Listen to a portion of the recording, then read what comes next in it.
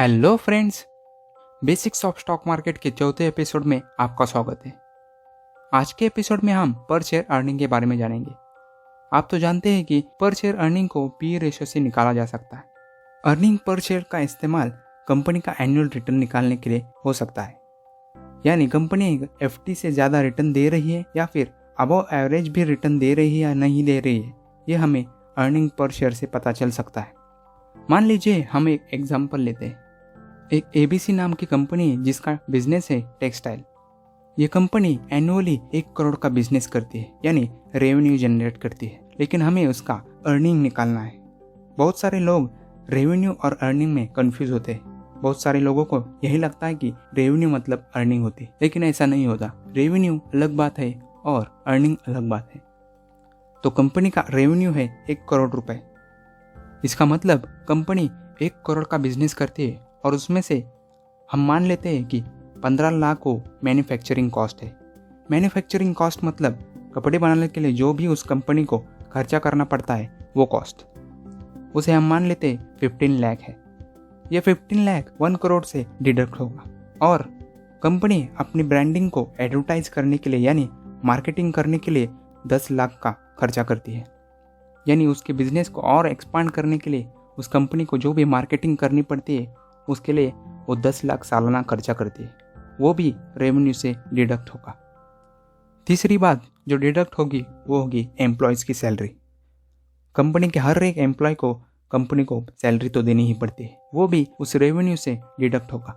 चलो मान लेते हैं हम कि एबीसी कंपनी 12 लाख खर्चा करती है अपने एम्प्लॉयज़ को सैलरी देने में, यानी 1 करोड़ से 15 लाख माइनस होंगे, उसके बाद 10 लाख माइनस होंगे और उसके बाद 12 लाख माइनस होंगे, तो ओवरऑल प्रॉफिट आएगा 63 लाख। लेकिन ये 63 लाख पूरा प्रॉफिट नहीं होगा, इसमें से इंटरेस्ट भी डिडक्ट होगा। यानी मान लीजिए अपनी कंपनी को और भी एक्सपांड करने के लिए, अच्छा बिजनेस करने के लिए उस कंपनी ने बैंक से लोन लिया है। यानी मान लीजिए उसने जो लोन लिया है उस लोन को चुकाने के लिए उस कंपनी को हर साल इंटरेस्ट देना पड़ता है। हम उस इंटरेस्ट को 13 लाख कंसिडर करते हैं, यानी 63 लाख से वो 13 लाख माइनस हो जाएंगे, तो आपका प्रॉफिट आएगा 50 लाख। लेकिन ये 50 लाख जो प्रॉफिट है ये आपका पूरा प्रॉफिट नहीं है, ये प्रॉफिट बिफोर टैक्स है। मतलब इस 50 लाख के ऊपर भी आपको टैक्स देना पड़ेगा। हम मान लेते हैं टैक्स अप्रॉक्सीमेटली 30% देना पड़ेगा, तो 50 लाख का 30% होता है 15 लाख, तो 50 लाख से 15 लाख डिडक्ट करना पड़ेगा, तो आपका नेट प्रॉफिट आएगा 35 लाख। अब जो ये 35 लाख आया है ये है actual earning of that company, उस कंपनी की एक्चुअल अर्निंग। लेकिन कई बार बहुत सारी कंपनीज डिविडेंड देना पसंद करती है, वो डिविडेंड भी इसी अर्निंग से देने पड़ते हैं। चलो मान लेते हैं एबीसी कंपनी ने भी अपने शेयर होल्डर्स को डिविडेंड देने का कमिट किया है, तो इसके बाद ईपीएस मतलब अर्निंग पर शेयर आता है net profit minus dividend divided by outstanding shares. मतलब नंबर ऑफ शेयर्स मार्केट में जितने भी उस कंपनी के ट्रेड कर रहे हैं उसे कहते हैं outstanding shares. Earning per share को निकालने के लिए उसके नेट प्रॉफिट यानी 35 लाख से डिविडेंड को माइनस करना पड़ेगा और जो अमाउंट आएंगी उसको आउटस्टैंडिंग शेयर से डिवाइड करना पड़ेगा। तो चलो हम मान लेते हैं कि एबीसी कंपनी अपने शेयर होल्डर्स को 2 लाख का डिविडेंड देती है और उसके नंबर ऑफ शेयर आउटस्टैंडिंग है 3 लाख, तो अर्निंग पर शेयर आता है 35 lakh minus 2 lakh divided by 3 lakh is equals to 11 rupees. ये 11 रुपीज़ है, वो है अर्निंग पर शेयर।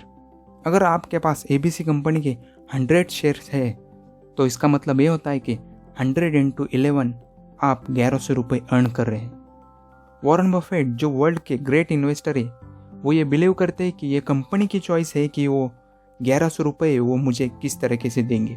वो मुझे डिविडेंड के ज़रिए भी ये 1100 रुपये दे सकते हैं या फिर मुझे डिविडेंड ना देकर उन्हीं पैसों को वापस रिटर्न कर रीइन्वेस्ट कर सकते हैं। इससे क्या होगा, इससे कंपनी का अंडरलाइंग वैल्यू बढ़ेंगी। वॉरेन बफेट ये मानते हैं कि डिविडेंड ना देकर जो पैसे वो रीइन्वेस्ट किए हैं उन पैसों से अंडरलाइन वैल्यू जो बढ़ी है उसकी वजह से कभी ना कभी तो स्टॉक मार्केट उस कंपनी के बढ़ी हुए अंडरलाइन वैल्यू को ज़रूर पहचानेगा, यानी एक्नॉलेज करेगा। और जब वो एक्नॉलेज करेगा उसके बाद उस कंपनी का स्टॉक प्राइस भी बहुत तेज़ी से इंक्रीज होगा। कई बार स्टॉक मार्केट के प्रोफेशनल ऐसे मानते हैं कि पर शेयर अर्निंग बढ़ने से जब कंपनी डिविडेंड देती है वही अर्निंग होती है, लेकिन ऐसा नहीं होता। वॉरेन बफेट और चार्ली मंगर की कंपनी बर्कशायर हैथवे 1980s में $500 पर शेयर पर ट्रेड कर रहा था, लेकिन बर्कशायर हैथवे ने कभी भी डिविडेंड नहीं दिया।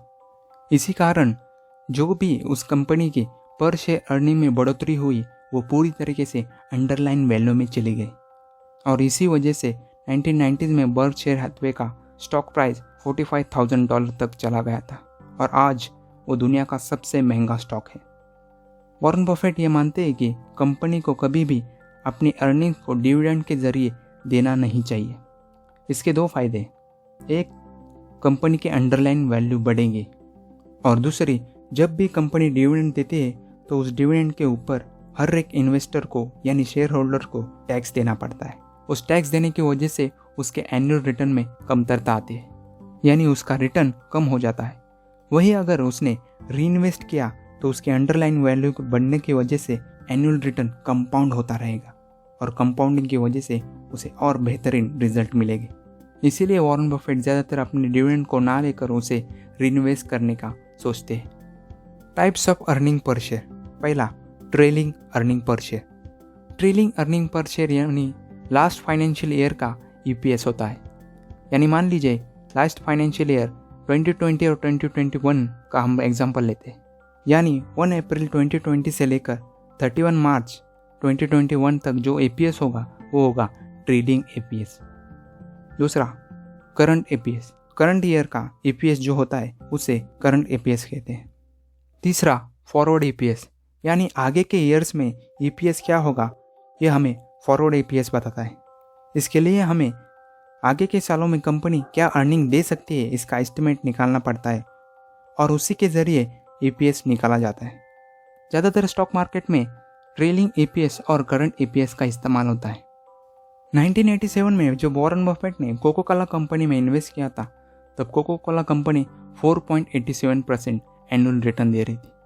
इतना कम एनुअल रिटर्न देने के बावजूद वॉरेन बफेट में उसने इन्वेस्ट किया था, उसका कारण था कोको कोला का सिर्फ एक ही कॉम्पिटिटर था, पेप्सी, और दूसरा उसका मेन रीज़न ये था कि कोको कोला का पर शेयर अर्निंग हर साल 10% से भी ज़्यादा रेट से बढ़ रहा था। इसलिए अगर आप कोई स्टॉक चूज़ कर रहे हैं तो उसका अर्निंग पर शेयर भी बहुत ही इंपॉर्टेंट होता है, उसे भी ठीक से समझिए। अर्निंग पर शेयर का ये वीडियो अगर आपको पसंद आया हो तो प्लीज़ वीडियो को लाइक कर दीजिए। आप मुझे इंस्टाग्राम पर भी फॉलो कर सकते हैं। मैं इंस्टाग्राम पर इन्वेस्टमेंट के रिलेटेड रील्स बनाता हूँ, जिसमें मैं 30 सेकंड्स में कुछ ना कुछ वैल्यूबल और इम्पोर्टेंट बात आपको बताने की कोशिश करता हूँ। So do follow me on Instagram. और अगर आपको मेरा कंटेंट पसंद आया हो तो प्लीज़ चैनल को ज़रूर सब्सक्राइब कर लेना। Thank you so much for watching this video. I love you all.